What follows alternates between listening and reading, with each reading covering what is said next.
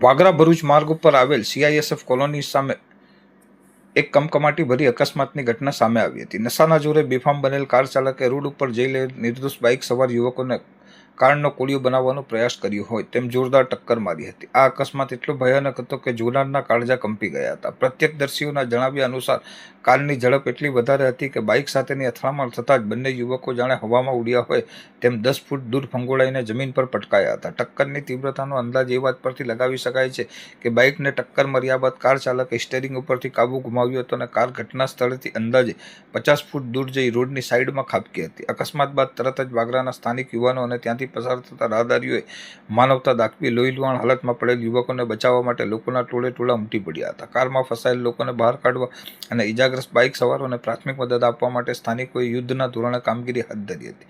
Rescue કામગીરીમાં જોડાયેલ યુવકોએ ચોંકાવનારો ખુલાસો કરતા જણાવ્યું હતું કે કારમાં સવાર બંને યુવકો નશામાં પૂરેપૂરા ધૂત હતા. નશામાં હોવાને કારણે તેઓને રસ્તાનું ભાન રહ્યું ન હતું, જેને કારણે બે નિર્દોષ યુવકો આજે હોસ્પિટલના બિછાને જીવન મરણ વચ્ચે ઝોલા ખાઈ રહ્યા હતા.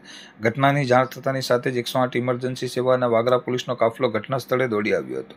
ગંભીર રીતે ઇજાગ્રસ્ત થયેલ બંને યુવકોને તાત્કાલિક નજીકની હોસ્પિટલમાં સારવાર અર્થે ખસેડવામાં આવ્યા હતા, જ્યાં તેમની હાલત અત્યંત નાજુક હોવાનું જાણવા મળ્યું છે. આ ઘટનાને પગલે સ્થાનિકોમાં ભારે રોષ જોવા મળી રહ્યો છે.